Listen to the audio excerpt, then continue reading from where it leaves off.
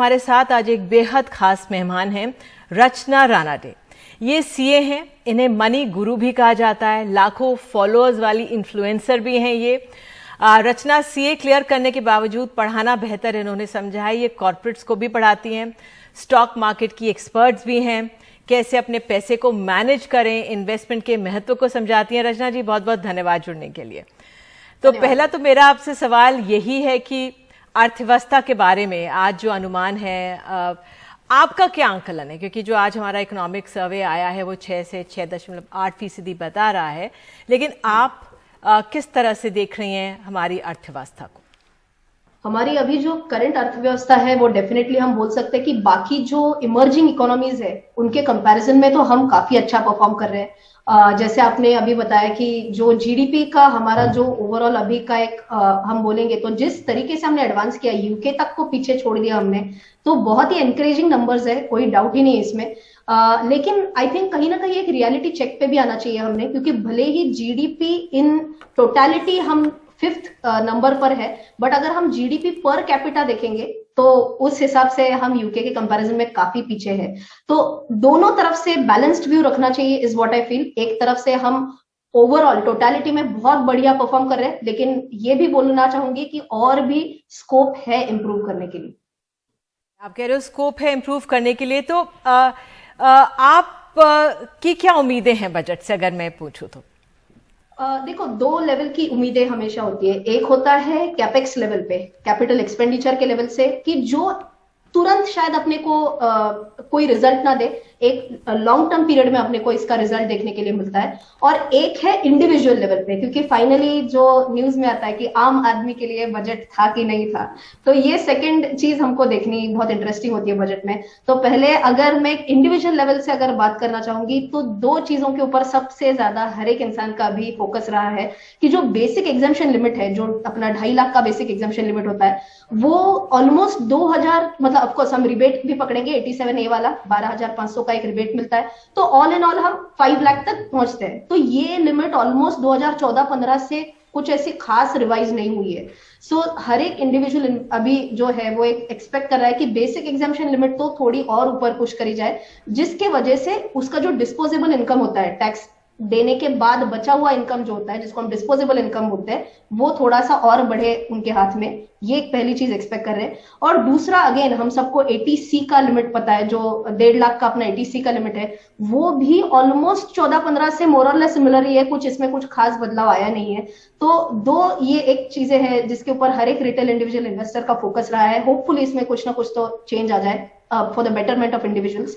अगर थोड़ा सा कैपेक्स के बारे में बात करूंगी, कैपिटल एक्सपेंडिचर एक नेशनल लेवल पे जो जीडीपी पुश करने में मदद करता है, तो मुझे लगता है 2 या 3 सेक्टर्स बहुत महत्वपूर्ण है इसमें। सबसे पहला अपना रिन्यूएबल एनर्जी सेक्टर है, क्योंकि अगर हम बात करेंगे इंडिया का जो एक विजन है सुपर पावर बनने का, तो ये 2020 से 2030 ये जो दशक है, इसमें रिन्यूएबल एनर्जी बहुत बड़ा महत्व रखता है।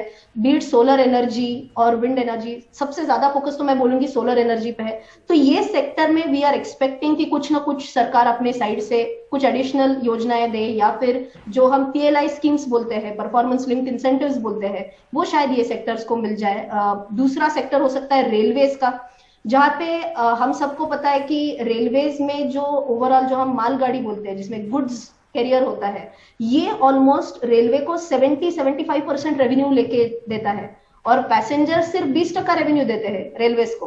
तो और ज्यादा पुश देना चाहिए फ्रेट रिलेटेड रेवेन्यू जनरेट करने के लिए। तो जैसे अभी गति शक्ति है या फिर डेडिकेटेड फ्रेट कॉरिडोर जो ऑलरेडी अनाउंस्ड है, तो इसमें और थोड़ा सा पुश मिले, ये एक्सपेक्टेशन है। एंड थर्ड सेक्टर जो है फर्टिलाइजर, जो एक कैपिटल साइड पे नहीं है, कैपिटल एक्सपेंडिचर साइड पे नहीं है, बट रेवेन्यू एक्सपेंडिचर साइड पे है। तो सरकार को जो पेन होता है, इसमें आउटफ्लो होता है जो बेसिकली सब्सिडीज के तौर पे, तो ये कहीं ना कहीं कंट्रोल में आने के लिए क्या कुछ नैनो टेक्नोलॉजी से रिलेटेड कुछ और खास सरकार कुछ योजनाएं बनाती है क्या, ये देखने लायक होगा। एंड ऑफ कोर्स जो इनका एक डाइवेस्टमेंट का प्लान है फर्टिलाइजर सेक्टर में, ये भी किस तरीके से आगे बढ़ता है, ये भी देखने का एक दिलचस्पी रहेगी इसमें। बिल्कुल, आपने बहुत महत्वपूर्ण बात कही, रिन्यूएबल एनर्जी, रेलवेज और ये फर्टिलाइजर सेक्टर। रचना, मैं आपसे ये भी जानना चाहूंगी, मैं सेक्टर्स के बारे में पूछ रही थी, आपने मोटे तौर पर बोला, लेकिन एक जो आम नागरिक है या जो नौकरी पेशा लोग हैं, आपने टैक्स की बात कर दी, लेकिन आप हमेशा इन्वेस्टमेंट को बहुत महत्व देती हैं, पैसे से कैसा कमाया जाए उसको बहुत महत्व देती हैं। तो आप जो सर्विस सेक्टर में लोग मौजूद हैं इस समय, उनको क्या एडवाइस देंगी? बजट जो भी हो वो तो सरकार करेगी अपना काम, लेकिन आपका इस समय क्या एडवाइस होगा? क्योंकि अर्थव्यवस्थाओं को देखते हुए भले ही हम मजबूती से हैं, लेकिन दुनिया भर में जो असर है, तो उस लिहाज से आप क्या एडवाइस देंगी? मैं हमेशा बोलती हूँ कि आप इनकम कितना कमाते हो उससे ज्यादा महत्वपूर्ण होता है कि आप कितना सेव कर रहे हो और आप कितना इन्वेस्ट कर रहे हो। तो अभी 2023 में सब पूरी दुनिया भर में मंदी की बातें चल रही है, रिसेशन की बातें चल रही है, बट इस पूरे इसमें I think India definitely better perform कर रहा है as compare to western countries. आप यूएस बोलो, यूरोप बोलो, सबके कंपैरिजन में इंडिया ज्यादा बेटर परफॉर्म कर रहा है। तो इस चीज का फायदा उठाना चाहिए जो सर्विस सेक्टर में है इन लोगों ने। और कहीं पे भी अगर 1% हम जो देख रहे हैं जॉब कट्स हो रहे हैं अभी, तो ये जॉब कट की वजह से किसी भी इंडिविजुअल इन्वेस्टर को या फिर एक इंडिविजुअल को ज्यादा असर ना पड़े, इसके लिए इमरजेंसी फंड में, जो हमेशा मेरे चैनल यूट्यूब चैनल पे भी हमेशा बोलती हूँ कि हर एक इंडिविजुअल के पास इमरजेंसी फंड होना ही होना चाहिए। जो अपने 6 महीने का आपका खर्चा होता है उतना अमाउंट आपके बैंक अकाउंट में साइड में रखना चाहिए, ताकि जो 2023 की जो दिक्कतें सब बड़े बड़े दिग्गज जो बोल रहे हैं वो अगर भी आती है, इंडिया में भी अगर उसका इम्पैक्ट पड़ता है, तो भी उनको एकदम ऐसा झटका जैसा नहीं बैठना चाहिए। उनके पास एक 6 महीने का अपना गुजारा करने के लिए पैसा साइड में उन्होंने रखा हुआ होना चाहिए। रचना, एक आखिर में मैं सवाल आपसे ये पूछना चाहूंगी कि हमारे भारत में एक ग्रामीण परिवेश, ग्रामीण भारत एक बड़ी आबादी है, लेकिन कई लोग आपका यूट्यूब चैनल देखकर जिनकी एक नौकरी भी नहीं है, लेकिन वो पैसे को लगाते हैं, मार्केट में लगाते हैं या संभालते हैं। जिनके पास नौकरी नहीं है और उनके पास लिमिटेड इनकम है, वो कैसे अपने को थोड़ा सा स्टेबल रख सकते हैं? आप क्या कहेंगे?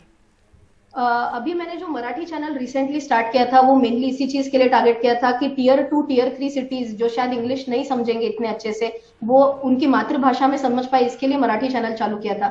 बट बहुत अच्छा लगता है जब मैं रिसेंटली धुले करके जो एक कंपैरेटिवली छोटा सिटी है महाराष्ट्र में, तो वहां पे मैं रिसेंटली गई थी, तब वहां के भी लोगों ने मुझे बताया कि रचना, आपके वजह से छोटा छोटा सही, लेकिन हमने हमारा पैसा साइड में रखना शुरू किया है, इन्वेस्ट करना शुरू किया है। वो ये भी बोले कि अब हम थोड़े से और जागरूक हो गए, जो पॉन्जी स्कीम्स है उनसे थोड़ा सा बच के रह रहे, जो क्विक मनी आता है उससे हम थोड़ा सा दूर रह रहे। तो ये लोग समझ पा रहे अभी मेरे हिसाब से एक ट्रांजिशन। तो संक्षेप में रचना, कहाँ पे वो इन्वेस्ट करें, कैसे कहाँ इन्वेस्ट करें, जरा टिप्स दे दीजिए।